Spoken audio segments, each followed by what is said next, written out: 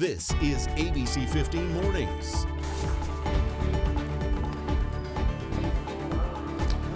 Well, today is the first full day businesses in Arizona can reopen with no capacity restrictions.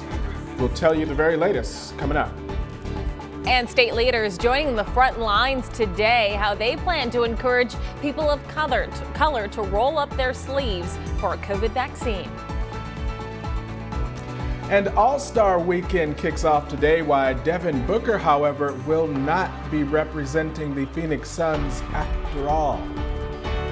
Interested to hear more about that one? We need him. Well, good morning. It is 6 o'clock on your Saturday morning. I'm Megan Thompson. Mark Thompson, it is good to see you this morning. Yeah, great to be with you, Megan. I am near a window, and I keep thinking that there's a car outside at this early in the morning, but it's the wind. I think it's the wind that I'm hearing. Yeah, it's blowing right on. Pretty Yes, hard. we're starting to hear those breezes kind of pick up maybe outside your window too, and we expect those winds to pick up even more so today. So breezy conditions here in the valley. Also a warmer day ahead. These are the current temperatures around the state. 42 in Prescott, 48 degrees in Payson, 32 in Winslow, 51 in Gila Bend, and 60 degrees here in the Phoenix metro. Here's the 24-hour temperature change. We're already about 8 degrees warmer this time right now than we were yesterday. Casa Grande is 18 degrees warmer than we were yesterday, and the Grand Canyon is about 10 degrees warmer than this time yesterday. So the high today in the Phoenix metro, 86 degrees, 69 in Sedona, 59 in Flagstaff, 73 in Winslow, 63 in Cholo, 74 in Safford, in the 80s to the west along the Colorado River Valley. So we are more than 10 degrees above average for this time of year in the Phoenix metro because we have a high pressure system that is sitting over us. We're going to track another storm system, another disturbance that's moving through, hopefully bringing some rain chances coming up in just a little bit. All right, Megan, thank you so much. Now to our top story this morning. Arizona passing the 2 million mark when it comes to vaccine doses administered, and 1.3 million Arizonans have gotten vaccinated thus far. Now, with more than 700,000 receiving both doses, our state's vaccination program, it debuted in mid-December. Also, today, state and local leaders are planning to help out at the state-run vaccination site at the Phoenix Municipal Stadium. Among those volunteering their time, Tempe Mayor Corey Woods and Luis Gonzalez of the Arizona Diamondbacks. They are encouraging people of color and those in underserved communities to get the vaccine if they are eligible. So coming up at 8 o'clock, Carla Navarrete will be live with more from the scene there. And today is the first full day businesses in Arizona can open with no capacity restrictions. Governor Doug DUCEY lifting restrictions at places like restaurants and gyms, citing lower COVID cases and increased vaccination efforts as reasons for his decision. But other restrictions remain in place. Businesses must continue to enforce social distancing, mask wearing, increased cleanings, among other CDC recommended guidelines. The executive order also restricts any local jurisdictions from issuing extreme orders to shut businesses down. So we checked out several areas of town to see how things were going. Yesterday, downtown Phoenix, Tempe, and Scottsdale businesses were packed. A stark contrast from the past several months when most places were limited to either 25 or 50% capacity. One business owner we spoke with says getting back to full capacity is exciting, but won't be possible just yet. You're still required to have 6 feet in between tables, so that still requires us to have a certain amount of tables missing or blocked off. We took some tables out, towards the beginning of the whole thing. So, during the 50%, we really could only seat about 130 people. With still social distancing, we might be able to get about 160, 170. His business was down 60% in sales at the height of the pandemic. Now it is 20% down. With the executive order, it is expected to get back to normal sales, Mark.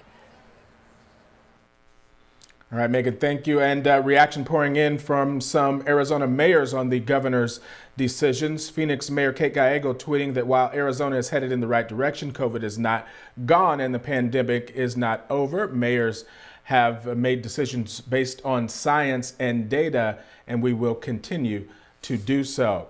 And meantime, Tucson's mayor also tweeting, mayors stepped up to lead at a time when our governor failed to act with common sense, science-based measures, including local mask mandates. Although cases are declining, we must continue to keep our guard up. As Arizona fully reopens, the Biden administration is pleading with the rest of the country to keep mitigation measures in place. Andy SLAVITT, a special advisor to the president on COVID-19, says states should not end mask mandates. It's very clear that these interventions work and they save lives. Why somebody wouldn't take advantage of a small intervention to save people's lives, that would be surprising. Well, in Arizona, it is still up to individual counties and cities to decide whether or not to enforce masks. Top health leaders are warning if we let up on taking precautions too soon, it could potentially lead to a fourth wave. We talked with local frontline workers, including Dr. Frank Lovechio at Valleywise Health. They have just one COVID patient in their ICU. Dr. Lovechio feels opening things up will lead to a bump in cases, but how big is anyone's guess? I think it's a calculated decision. I think they're weighing the businesses with some of the public health stuff. And I think if we do bump up a little bit, I think it's almost inevitable. I don't think we're going to see the surge like we saw around last summer or the surge that we saw around the holidays. Statewide, there are more than 1,000 COVID patients in the hospital. The last time it was this low was November 3rd. New this morning, the Arizona Department of Corrections says that they are prepared to resume executions. Arizona suspended capital punishment back in 2014, but in a letter to the Attorney General, the department director says that they now have the drugs for lethal injections. The Attorney General's office has been pushing to resume the death penalty. KJZZ reports that there are 20 people currently on death row in Arizona who have exhausted all appeals. The state of education and declining enrollment putting more pressure on public schools and districts to retain and recruit students. The Balls District in Phoenix considering outside help from a Tennessee-based company to help with community engagement, research, and employee training. The district superintendent telling us they have to work harder to connect with families given the rise in private, charter, and now virtual or homeschooling options. Headhunting is the term that I use because it's the idea of individuals who come in and support the system and trying to figure out ways to help students realize all the things that are available in their community schools. The Cartwright District has used the same company in the past, and now even the state is looking to launch a $150,000 marketing campaign with help from a similar service to help encourage enrollment in public schools. Well, new this weekend, the Home and Landscape Show is back at State Farm Stadium, and that show has some seminars and workshops for home remodeling and DIY projects. But this year, as you can imagine, they do have some safety protocols and guidelines in place. All visitors are required to wear masks. They've also widened the aisles. They have hand sanitizing stations, and they are limiting capacity. It's happening today and tomorrow from 10 to 5. Tickets are $5 for adults and $2 for children. Well, NBA All-Star Weekend kicks off today, and Chris Paul, he's going to be representing the Phoenix Suns. Now, Devin Booker, he was also scheduled to play in that game, but he was placed on injured reserve for the time being and is now going to be replaced by Mike Conley after Devin Booker sprained his knee. The festivities, they will start with Chris Paul in the skills competition, so that is still exciting that we have some representation there from the Phoenix Suns. Speaking of sports, of course, the Valley is really excited about spring training returning. So this is your Diamondbacks forecast with that most accurate forecast. So by 11 a.m., if you are heading out to the game, we'll be in the 70s. So relatively quick warm up today in the Valley. By first pitch, which is right around 1:10 for most of the games, 81 degrees with those sunny skies. By 4 p.m. when you're heading home, about 84 degrees. And here's your Valley weekend planner to see how the next 2 days shape up. So we'll be in the 80s today and tomorrow. The air quality moderate, UV index is high. So if you're heading out anywhere, 30-minute burn time. Keep that in mind. The pollen count is high with juniper and ash. And as we look to tomorrow, we're going to warm quickly as well, similar to today, but even a little bit further, 88 degrees by 4 p.m. because of this ridge of high pressure sitting over us. I'll walk you through Futurecast to see when this breaks up in just a little bit. Thank you, Megan. 6:10 now. New this morning, Senate leaders finally coming to an agreement on unemployment benefits, how much people will now get per week under Biden's COVID relief bill. I think people often dismiss, hey, they're little, they're just kids, but they have feelings.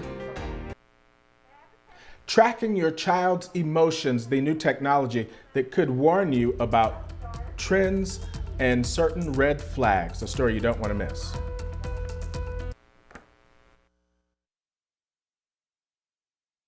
Thanks for watching ABC15 Arizona, streaming 24/7 on Roku and these streaming devices.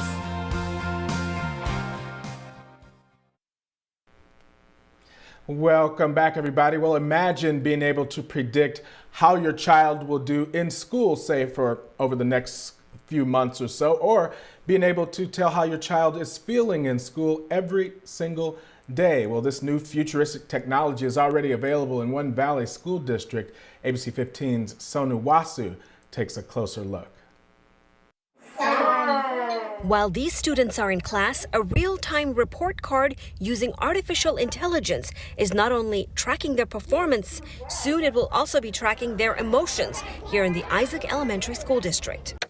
Angel reported that they were depressed. Ben Smith, the developer of Gnosis IQ, showed us how it works with a demo using made-up students.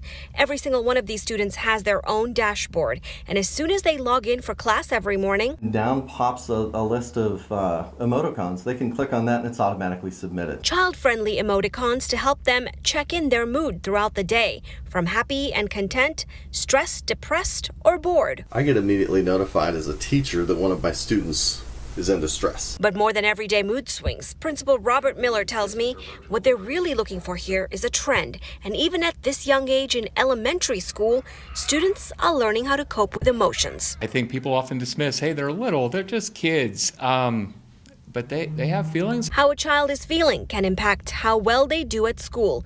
With mental health issues among our youth being a hot topic of concern, Smith says he hopes tools like this will help them identify students who may be crying out for help. This is information they'll discuss with parents. The parents can log in and look at their kids.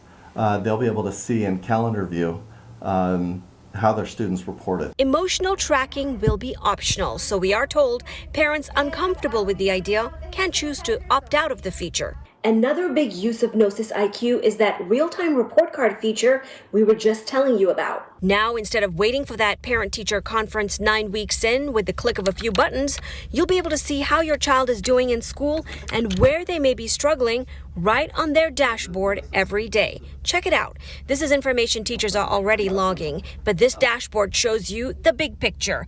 What administrators are looking for again are trends. They're tracking everything from attendance to class participation. Homework, attendance, test, those are the pieces that I click on. Allowing administrators to quickly see which students may be falling behind. And for parents, an early warning, their child could fail if they don't get help immediately. And this is where the artificial intelligence comes in. Our goal is, as the system gets smarter, to be able to display up to 3 months out. The software will actually be able to predict how well your child will perform at school based on what the numbers show today. School administrators say being able to red flag students who may be struggling right away can help them from slipping through the cracks. Right now, you'll only see this technology in play in the Isaac Elementary School District, but we are told Gnosis IQ is in talks with about a dozen other districts interested in learning more about how this software works. Sonu Wasu, ABC 15, Arizona. Sonu, what an interesting story. Thank you so much for that this morning. We're right around 6:15 on your Saturday. I'm Megan Thompson, tracking your most accurate forecast. And if you're going to step outside right now, you'll step out to temperatures in the 50s and 60s. 56 in Chandler, 67 degrees in Apache Junction, 64 in Queen Creek, 62 in Fountain Hills, 68 degrees in Scottsdale. I don't believe Peoria is actually at 79 degrees, so I'll check on you, Peoria, and get you an updated current temperature. 54 in Levine, 57 in Goodyear, and 60 degrees in Wickenburg at this hour. Today, we're going to warm in the valley to 86 degrees, which is about 12 degrees above average for this time of year, with a record 92 set back in 1972. So we're not going to be in the 90s, but we will absolutely creep into the 80s and warm up relatively quickly. By that noon hour, we'll already be in the 80s with those sunny skies. Then we expect to hit that high of 86 around 3 or 4 o'clock this afternoon before temperatures drop back into the 70s by 8 p.m. Now the winds will pick up today across the state. In the valley, gusts up to 25 miles per hour with sustained winds between 10 to 15 miles per hour. And in northern Arizona, a similar story. Northwest winds 5 to 15 miles per hour sustained with gusts up to 25 miles per hour. Today, the highs around the state: 63 in Payson along the rim, 69 in Sedona, the 70s in Globe. We're in the 80s to the west along the Colorado River Valley, in the 60s at the Grand Canyon, upper 50s in Flagstaff, upper 60s in Prescott, Heber 62 in Show Low, 63, 74 in Safford. As we look into those overnight lows, when you wake up here in the Phoenix Metro, it'll be a little bit warmer than what you're used to. Those 30s and 40s, we're actually going to be closer to the 60s for our overnight low. 40 in Payson, 35 in Heber, 35 in Prescott, 43 in Kingman, where the 50s to the west and 40s up north, 29 in Page. I want to show you Futurecast because this is why our temperatures are so high. It's a ridge of high pressure that moves out, and then clouds move in tomorrow, but will stay dry. Then we see a storm system moving to our west Wednesday and Thursday, and those storm chances will linger around in our state for the next few days. Let me walk you through that 7-day forecast to show you what we can expect. So today, breezy, 86, 88 tomorrow. Then Monday, we drop off ever so slightly into the low 80s at 83 with those breezes Monday, Tuesday, and Wednesday. Wednesday is when those storm chances kick in with a high of 70 degrees and a 10% chance of some action. Thursday and Friday, we do still have storm chances, a better chance on Thursday with a 20% shot and highs in the 60s. 71 degrees is what we can expect by Friday. Megan, thank you. Will the COVID relief bill actually help those that need it most? What some say is missing from that package.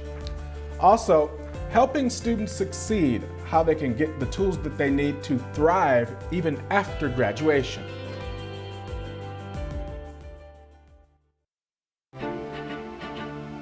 When I'm not joining you guys on ABC 15 Mornings here on the weekend, I'm working during the week with the Rebound Arizona team, and it is a special project where I cover the workforce, the economy, and we want to look at the opportunities that are out there for you. Maybe you lost your job amid the pandemic. You're looking to reskill, looking to get some education. So joining us from West MEC is Superintendent Greg Donovan. Can you tell us about what West MEC is, first of all, if our viewers don't know? Well, thank you. And yes, I'd love to. West MEC actually stands for Western Maricopa Education Center. We are the career and technical education school district for the northern portion and the entire western portion of Maricopa County. For both high school age students and adults, they are very specific across a number of currently 28 different career fields where people are looking for opportunities to have a new career, have a better job, or upgrade themselves, whichever portion of that they're interested in. Are there certain programs that you think people who maybe lost their job amid the pandemic should really look into? Typically, when we talk about career and technical education, often that's what people think about is the trades, or what some people just typically say, construction. That is extremely popular. There is a huge need, and probably as most of our watchers and listeners might realize, there is a lot of building going on right now. So if you have any interest in that field or know somebody that is, there are many opportunities. Probably by far our most highest enrollment, highest interest field is welding right now. And there is a lot of opportunity in welding, but there is in all of our trade fields: electrical, carpentry, masonry, HVAC, the heating, ventilating. If you look at the opportunities provided by WestMech, every one of them has remained high and hiring during this entire pandemic. These things are not going away. So I was wondering if you could touch a little bit on one program that really stood out to me, which was the Energy and Industrial Technology program. Will you walk through what people will learn if they go into that particular program and how long the course is for them? This is a worldwide issue of how are we going to provide energy. So a number of years ago, APS Palo Verde came to us, Arizona Public Service Palo Verde Generating Station, and said, our workforce is aging. We need young people to think about this entire field. Everyone just says, I don't know if I want to work at a power plant. This is like everything else. There are so many pieces to it. It isn't just working at a power plant. So you could learn this program. You don't ever have to set foot in a generating plant and have lifelong employment. Is there a general guideline or timeline for people who are entering these programs? Well, for our college students, it's about 3 semesters. For our high school students, it's 2 school years. They attend 2.5 hours a day. So it's about 1,000 hours. So I think simply for our listeners today to say it's about 1,000-hour program would certainly give them the skills to go to work in this industry. And why do you think, Superintendent Donovan, that people should look at investing in themselves with education like this during a time like this? Well, you know, whatever your hope and vision is for your own personal future, which I hope everyone has one, what's my pathway to success? What intrigues me? What draws me in? You have to have a skill that somebody's willing to pay for. And if someone's watching this and they want to learn more about WestMech, what's the best way for them to do so? Our website, westmech.edu. We are also going to make sure we put that on our website too, so people can really easily access it. It's going to be on abc15.com/rebound. Superintendent Donovan with WestMech, thank you so much for joining us this morning and talking about these incredible opportunities for our viewers. Thank you. It's been a pleasure. All right, new information about the allegations against the University of Arizona men's basketball team, why the head coach is now under fire. This has changed our lives forever. I beg people to just be safe. You know, it's still there. Plus, putting a face to the families impacted by COVID, the Valley man who has been battling COVID-19 in the ICU for more than a month.